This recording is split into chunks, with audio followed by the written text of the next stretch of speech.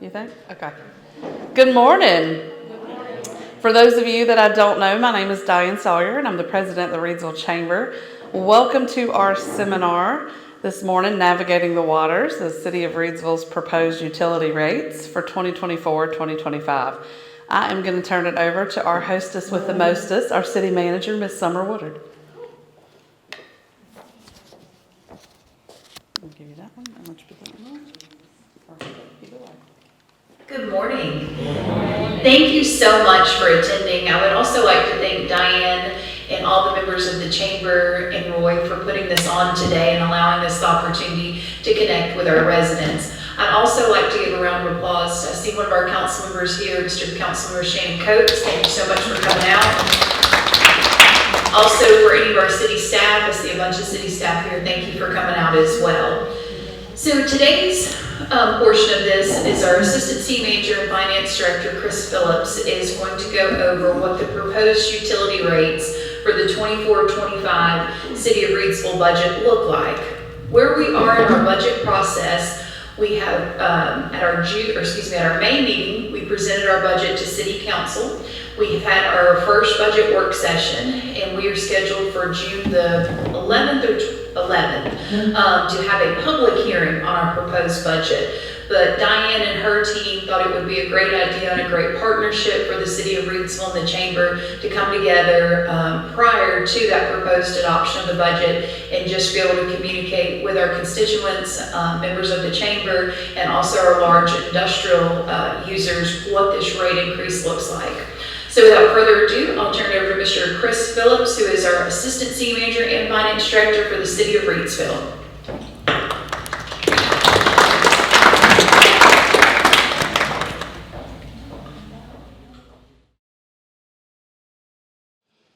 Good morning, everybody. We appreciate you all coming out, and I'm going to go through these slides. I'm not going to blow through them, but we'll go through them pretty quickly, and if there will be time for questions at the end if anybody does have questions. We appreciate all of you coming out, taking time out of your day to be here, and this is being recorded, so members, chamber members that couldn't be here and other members of our business community couldn't be here today, we'll be able to view this and get the same information we want to get out. This is really geared towards our business users, but we'll touch on residential as well towards the end. So, you know, anytime you're working on a story, especially a novel or anything fiction, they want to build up to the big climax and the twist and the plot and all that good stuff. Well, this is not fiction. This is our real life. So I'm just going to hit it straight on with what's proposed. So it is a 35% rate increase in our proposed budget that City Manager just mentioned has been presented and will be voted on with a public hearing in June. It will be effective October 1st if it's approved with the budget, October 1st of 2024. So that's 4 months from now. And really the reason that date's out there is we have heard in the past, especially from businesses, that the longer time we can give them, more notice we can give them, the better. Obviously you have business decisions to make, and this is one factor in setting prices. And so we wanted to give a little bit of leeway. So we thought 4 months would work with revenue projections and some of the expenses that we're going to talk about today. Some of them, especially debt payments, actually will come online later. So we were able to have that window of time before the effective date. So how did we get to a 35% increase? First, I just want to make sure, let you know that we did have an outside consultant that helped us this year. We actually did a comprehensive improvement plan and a rate study performed by McGill Engineering. And they really looked at 10 years. So looking at the needs of the system, capital needs over the next 10 years, how we could get those things done over the next 10 years. And also looking at historical data from rates and usage to try to come to us with something that we could present to City Council that they could consider. And it's a 35% rate increase, but it breaks down actually between water and sewer. Water is 65% increase, so fixed and variable rates will go up 65%.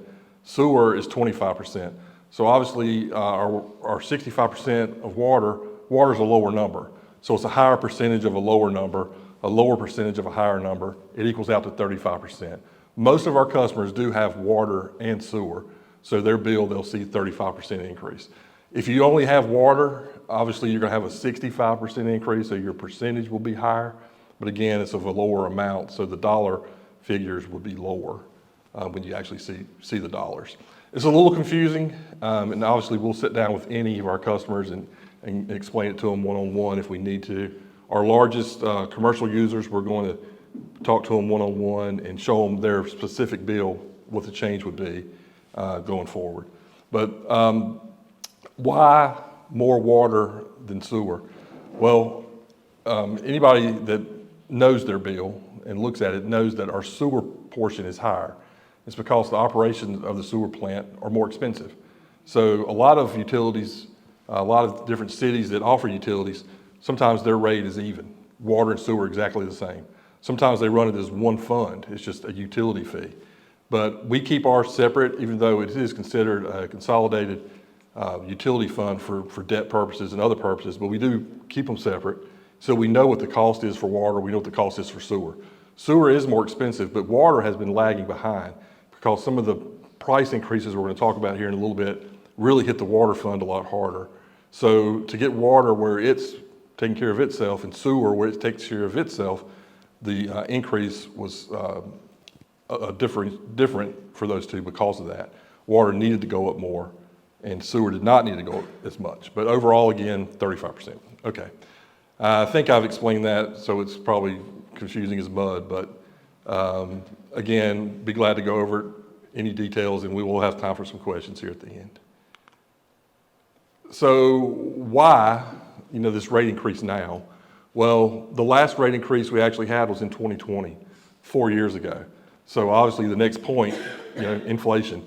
You all think about 2020 and everything else you do, what has happened to prices, and obviously the city's got some of the same expenses that you have at your home or at your business. Electricity, chemicals is really a big one, and payroll. There's debt service needs and there's capital needs. I'm gonna go into detail on each one of these. So again, I said we haven't had a rate increase since 2020. This shows you back to 2010.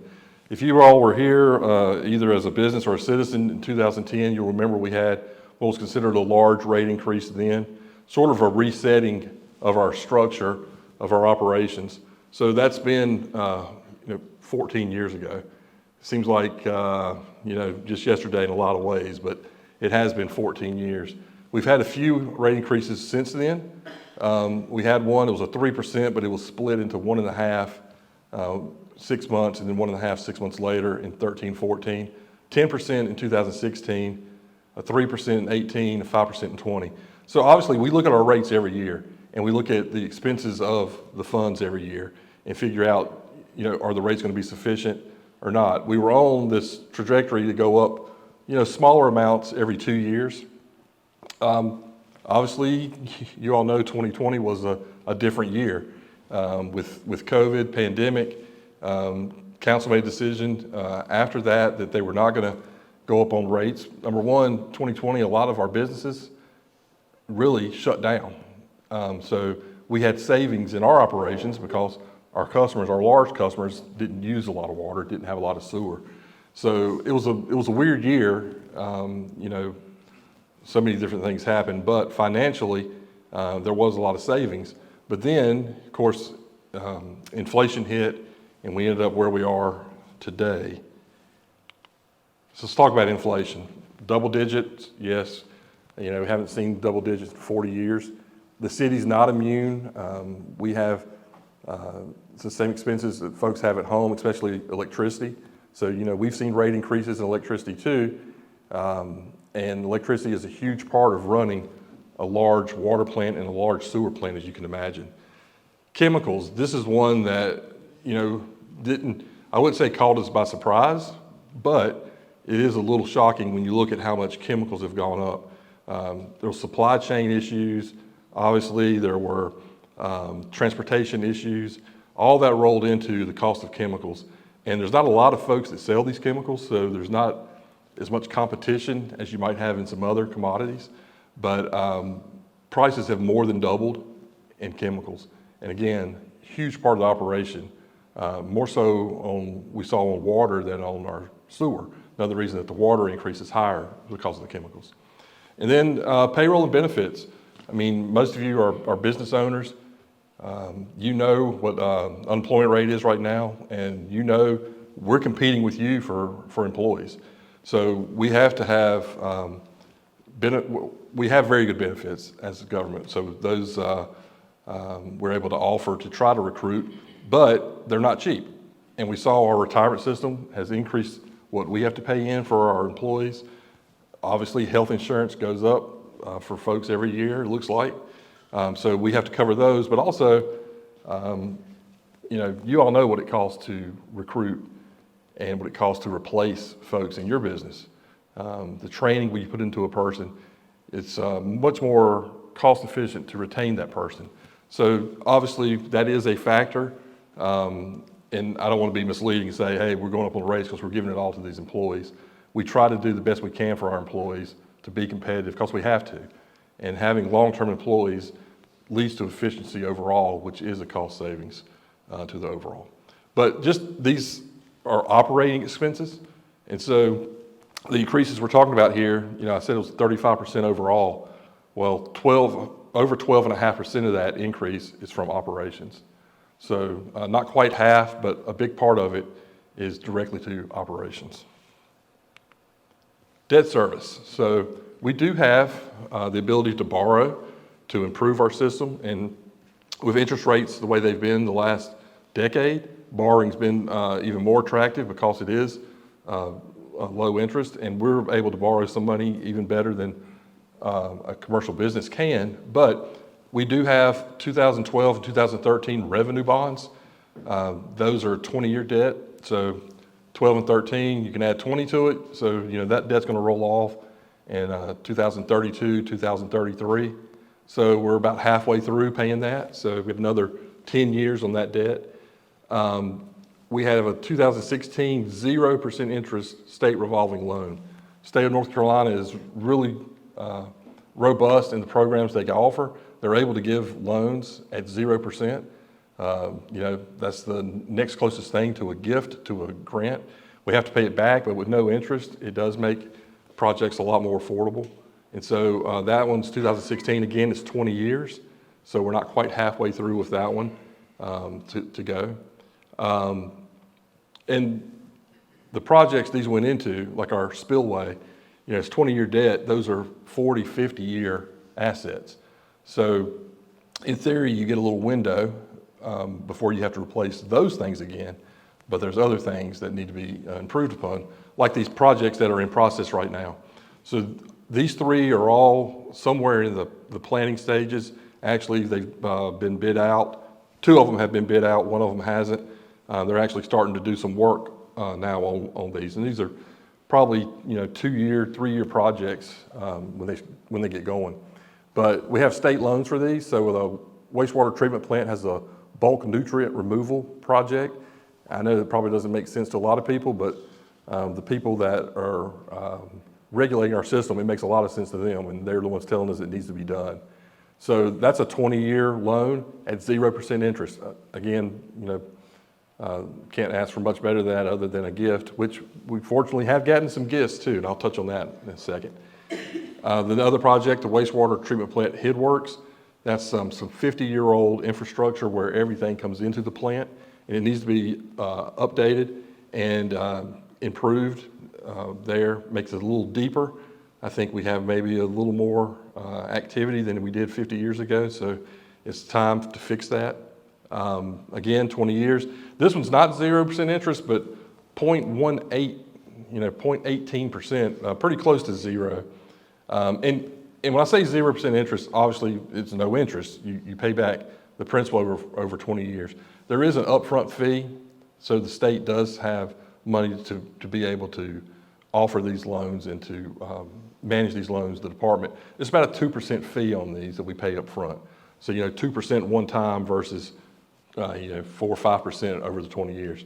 But again, the third project, the redundant water line, we have one feed line that feeds the entire city. And we've wanted for a long time to be able to have a second feed line. It's pretty important to get water to the city. And when something happens, it can take a pretty good while to get it fixed. That line's, again, approaching 50 years old. So the probability of something need to be fixed in that major feed line, it gets larger every year as it ages. We don't have any problems with it right now, but we want a redundant water line so that as we have to start fixing that feed line, we'll have another option. Again, 20 years, this one's at 0.1% interest is what the rate was at the time. So these new projects, the debt service is going to come online as the projects are finished in the next year, 2 years. That new debt service is a 6% rate increase. So we had a 35% increase overall. 6 of the 35 is directly to the debt service for these projects. And as this debt rolls off, we're talking 2032, 2044, 2045. There'll be opportunities to borrow and to start reinvesting in these same things again. They're long-term assets, but nothing lasts forever. And we do have some parts of our system that is 100 years old, and we try to factor a lot of things into when we replace something. But it's amazing to dig up a 100-year-old pipe, and it's just like it went in, the day you put it in. Of course, 10 feet away, the pipe may not even exist anymore after 100 years. It's just whatever happened to them. Kind of like people, there's some 100-year-olds that are going strong and some that, are not. So,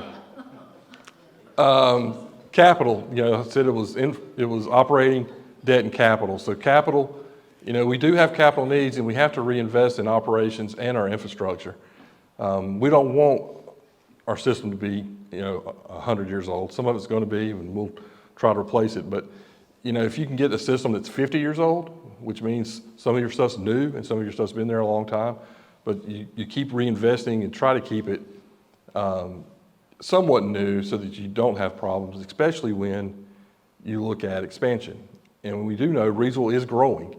And so while this is not to pay for the new parts of the system, what's there in the ground has to be functioning and has to be able to accept the new pieces as well. So you have to always look at what's going on. This is a big part of what McGill did with the Comprehensive Improvement Plan, which is the CIP right there, the Comprehensive Improvement Plan.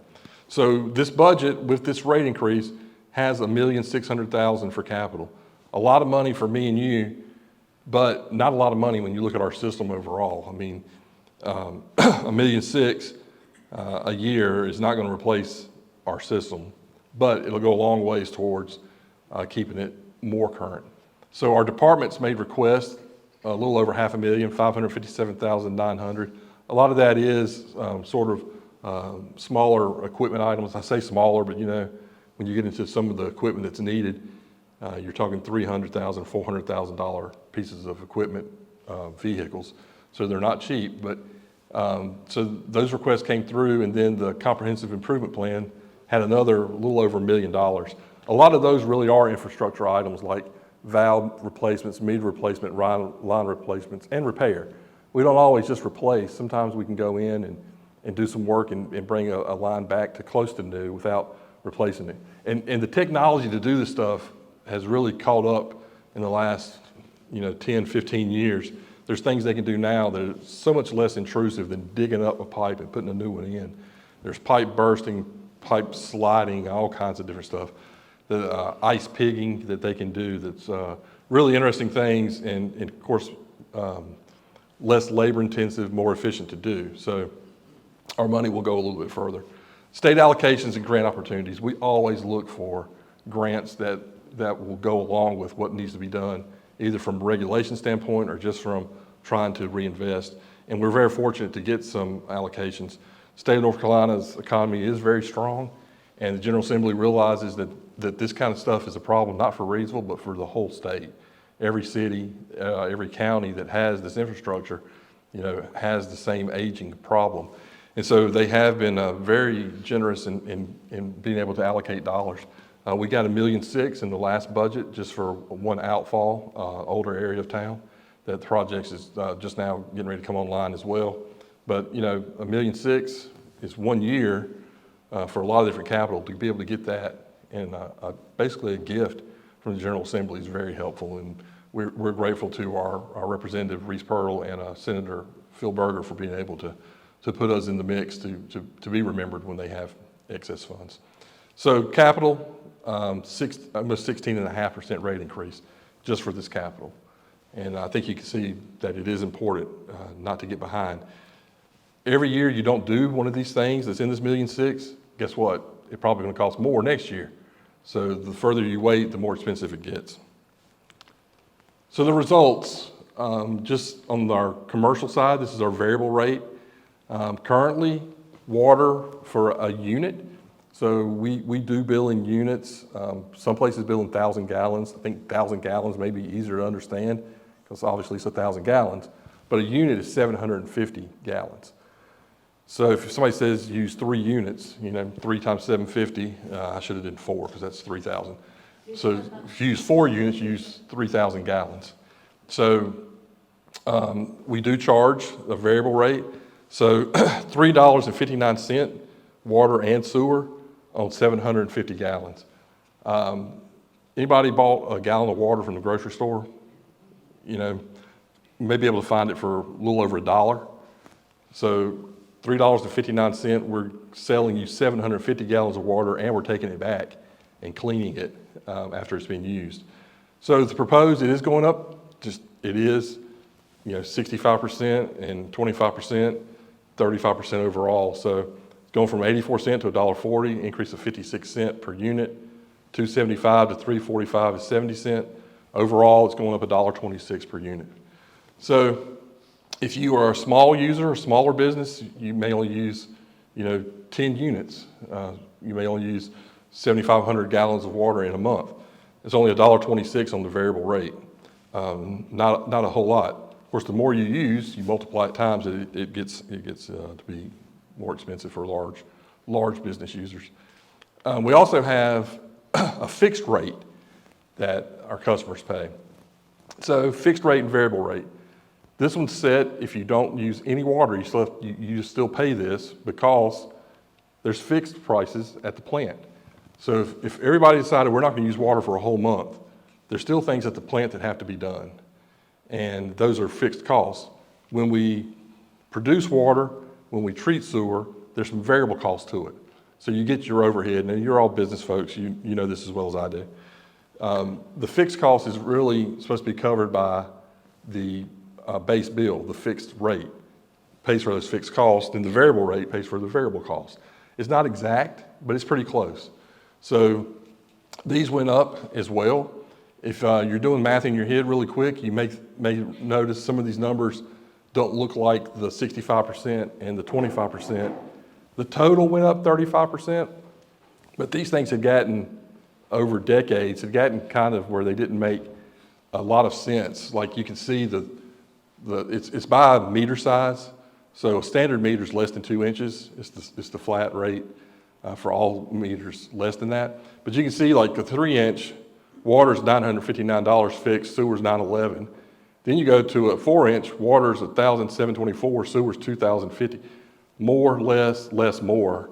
And there really wasn't a rhyme or reason to it. It was just a way it was set up and then rolled with increases. So we leveled that out a little bit and made them make a little more sense in the proposed rates. But again, it is a 35% increase overall. So the largest users, a 6-inch meter, that's a really large water line going into a factory. They were paying almost $7,500 a month base bill before any usage. It's going to go up to $10,000. So for them, it's $2,500 a month, which is $30,000 a year. Of course, again, it's still only 35% of their bill. Just want to touch on these two a little bit. Small businesses, I showed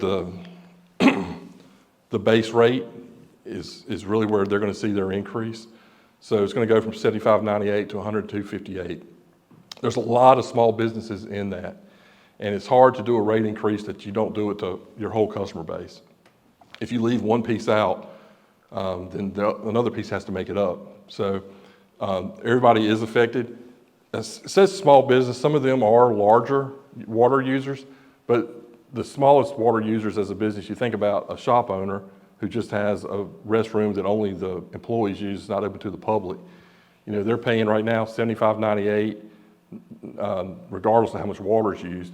It's going to go up to $102.58, so $26.60 a month increase for those small business users. And even though I was focusing on businesses, I do want to touch on residential because I know a lot of you will live in Reidsville or your employees live in Reidsville. It's going up as well. You hear 35% and you think, you know, it's a lot, and it is a large increase. But for the average customer who uses 4 units, 3,000 gallons a month, 100 gallons of water a day a house uses, it's $18.19 a month.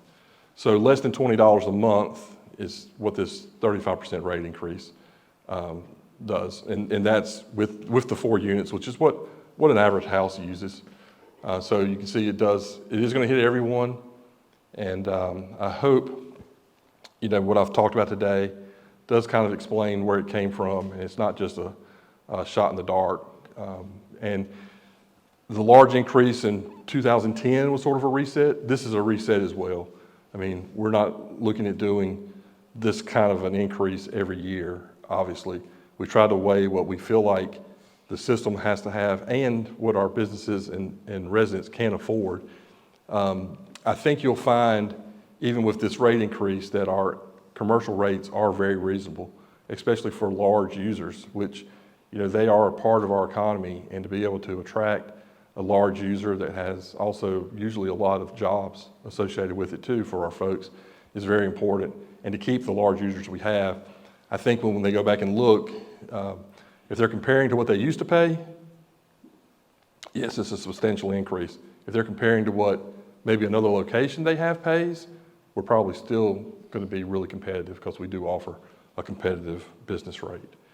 And that's all I had prepared. I appreciate you all coming, and we do have time for a few questions if anybody wants to ask one, and I'll try to replay what you say so it'll be on the camera as well. Any questions? Or comments?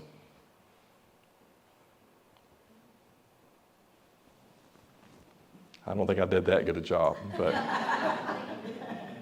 yeah. We do have several of our folks with us here today. Our Public Works Director, Josh Beck, both of our plant superintendents are here. These guys, you know, be glad to answer questions anybody may have as well. I think they're going to find that, you know, the data they see in their day-to-day operations definitely supports this. Yes, sir. What was the motivation behind looking at a price increase? Was it we've been running a deficit for a while, or are we being proactive and wanting to avoid a deficit? We have not ran a deficit. Of course, you know, every year it gets smaller, the return on our investment. So the industry standard is you should have an operating ratio of 1.2. So for every dollar of expense, operating expense, you should bring in $1.20. And that 20 cent goes to capital, it goes to debt. So to go to an actual ratio of 120, we would need probably, you know, 60% rate increase. We know that's the industry standard, but that's not a standard we've ever been able to obtain just because it's not affordable for our customers. So we try to hit a 110. So we bring an extra 10 cent over operating. And with the smaller rate increases you've seen, we've obtained that. We've gotten to a 109, a 110. There are a lot of factors in there too. You know, nobody likes a drought. Obviously, people have to fight not having enough water, but we have a great water supply. And so as people need to use more water because there's less provided by the heavens, we actually make money. So a drought year, we're in the drought business. So those years we actually can make a little extra money because, you know, we've already covered overhead. And so we're able to take, maybe we make a little more than we thought. And I'm talking a couple $100,000, not millions. But you take a couple $100,000 and you can buy a piece of equipment that maybe you weren't going to buy because you had a decent year.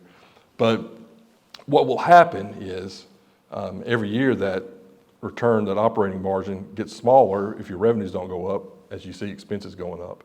And we just saw the expenses go up so much that we were getting behind. And if you do run a deficit in a utility fund, the state of North Carolina will recognize that. So, we have an audit every year, which includes all of our funds, our general fund, which is basically funded through taxes and other user fees, and then the utility fund is part of that annual audit. So the state gets that, and they monitor it, and they compare you to other units of similar size. They have a lot of metrics that they use, and you will get a letter from the state saying, hey, you guys are going to have to do something because your utility fund is not performing. And these utility funds are supposed to be business funds. So just like you all have businesses, we don't have shareholders, except the citizens are our shareholders. So we try to keep rates reasonable. Instead of a dividend to a shareholder, we try to keep the rates reasonable for our citizens. But it is supposed to be run as a standalone business. Yes, ma'am. Mr. Phillips, do you want to just maybe briefly talk about Reidsville's partnership with Greensboro and how that works and how that affects our overall budget? Absolutely. So we do, especially in years where we have an increase, we do see questions about Greensboro. Folks have great memories, and a lot of our folks obviously love Reidsville, and this is their home. They've been here for a while, so they remember that we sell water to Greensboro. It's been about a 25-year partnership. Greensboro was really a great partner on the front end because they did plant improvements that they paid for completely. They ran the line and paid for the pumps. So everything it took to get water to Greensboro paid for. So we didn't have any upfront investment, and our plant really needed some upgrades when they did that. Since then, we've done several smaller upgrades, smaller projects, and Greensboro's always been a partner to pay their portion of those projects. So we really appreciate that side of it. We offered them water. We can give them up to 5 million gallons of water a day if they need it. A normal day is 1 million gallons. And 1 million gallons really is what's needed to keep the line flushed and the water fresh. So we expect them to be 1 million gallon user every day. And that goes into the overall revenue. It goes into covering the overhead of the plant. It goes into trying to keep the rates for everybody else, reasonable. It's not. And the other thing, I make sure people understand, I know I've had this question a lot of times. We don't sell them water straight out of the lake. We sell them treated water. So when they buy that water, we've already had invested our time and our equipment and our chemicals and all that's in it. So it's not profit, it's revenue, which has an expense piece to it. But like I was talking about a drought, when we had the largest drought in 2006, Lake Reidsville, the people that built Lake Reidsville, we owe a huge debt of gratitude because they knew exactly what they were doing. We never had a problem at Lake Reidsville during the drought, and Greensboro bought all the water we could send them. And we were able to make a profit that year being in a drought, and we never had to cut our folks off either. And we have an understanding with Greensboro that if we ever do have to restrict, we would restrict them first.